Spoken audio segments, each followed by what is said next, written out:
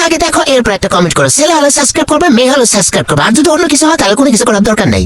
পরিমা আমাকে যে পরিমাণে আদর করে, সে আমাকে ছোটবেলায় খাইয়ে দিয়েছে নিজের হাতে। অ্যান্ড আরেকটা জিনিস, তার বিয়ের সময় যখন যে শরীফুল রাজাদের সাথে বিয়ে হয়েছিল, তখন সে তার ফুল ফ্যামিলির সামনে বলেছিল যে টুনটুনি আমার ফার্স্ট বেবি, এরপরে যে বাচ্চা আসবে সেটা হবে আমার সেকেন্ড বেবি। তো কতটা না ভালোবাসলে মানুষ এই কথাটা বলতে পারে, কতটা না উদার মনের হলে। আসলে পরিমা আমার। তো চলিয়ে শুরু করতে হ্যাঁ। তুমি ভবিষ্যতে পরে মনে হবা, আমরা সেটা বুঝিস। সবাই তার মা পরিমনের মতোই দয়ার সাগর হয়ে, বুঝছো? দোয়া করি তুমি পরিমনের মতো 4-5টা বিয়ে বসো জায়গায় জায়গায়। আমার খুব কাছের মানুষরা আমার সাথে বেইমানি করছে, যার কারণে আমি আমার ফেসবুক আইডিতে বেশ কিছু পোস্ট করতে বাধ্য হয়েছি। বিশেষ করে আমি একজনকে ডেডিকেটেড করেই পোস্টগুলো করতাম, এবং আমি সব থেকে বেশি কষ্ট পাইছি যাদেরকে আমি বেশি ভালোবাসতাম, যাদেরকে আমি কাছে রাখার চেষ্টা করতাম, যাদেরকে আমি আপন ভাবতাম, যাদেরকে আমি আমার সবকিছু ভাবতাম। এই মানুষগুলো বেইমান। কথায় আছে, গ্রামের মানুষ কখনো গ্রামের মানুষের ভালো চায় না। তো চলিয়ে শুরু করতে হ্যাঁ। আমাদের কাছে বিচার দিয়ে লাভ কি? আমরা কি বিচার করতে যাব? আমি বিচার করতে পারি না। আজকে আমাদের বাসায় এসেছে সোহাগ ভাই অনেকদিন পরে, অনেকদিন পর। কারণ কোরবানির পর থেকে মিম অনেক ব্যস্ত ছিল, হ্যাঁ। দেশের বাইরে গেছে, আর বিভিন্ন রকম।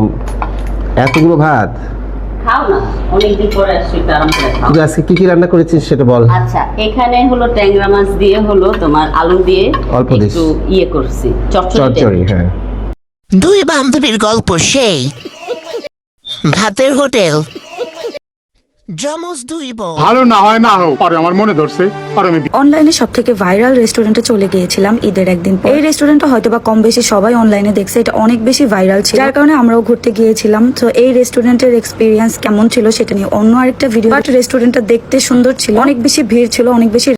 পুরাই বস্তির মতো লাগতেছে। এই মহিলার পুরো বডি সমান, জামাই চুন্নি বা কানের দুলটা পাল্টা, নটি জামাই চুন্নি, বান্ধবী জামাইয়ের বউ। এই সাগর পারে আইসাই আমার মাতাল মাতাল লাগে। নতুন বনি আইছি তো, মনটা সাগর পাড়ের ভিতরে অনেক কিছু করি পরে নিয়া। মনটা চাই আসা জানো, এখানে সুন্দরী মায়ে দেখে না, তোমাদের ভালো লাগে না? সাগর পারে আইসাই আমার মাতাল মাতাল লাগে, ওই রূপ দেখিয়া হইলাম পাগল, মুখের বুকে জাগে। গাইস, এখানে যে সুন্দর পরিমাণ মায়া দেখতেছি আমি, ইনশাল্লাহ যদি আমার একটু পরিবর্তন হয় তাই আমি আশাকে ছাড়িয়ে দেবো ইনশাল্লাহ। কারণ এইটা এমন শহর যেটাতে বিশ্বের সবথেকে সুন্দরতম নারীরা এই শহরে। তুই এগুলা কথা কইতে তোর সাহসটা কেমন করে হয়? তুমি রাগ করো কেন না? এই যে বাস্তব। গাইস দেখেন, আমি এত সুন্দর মাইয়া দেখে আমার মনে করেন ভালো লাগে না। আর আপনার জানাইবেন ওই হাসতে লেগেছে। আশা আশা আশা, কাম কাম কাম, এই আশা।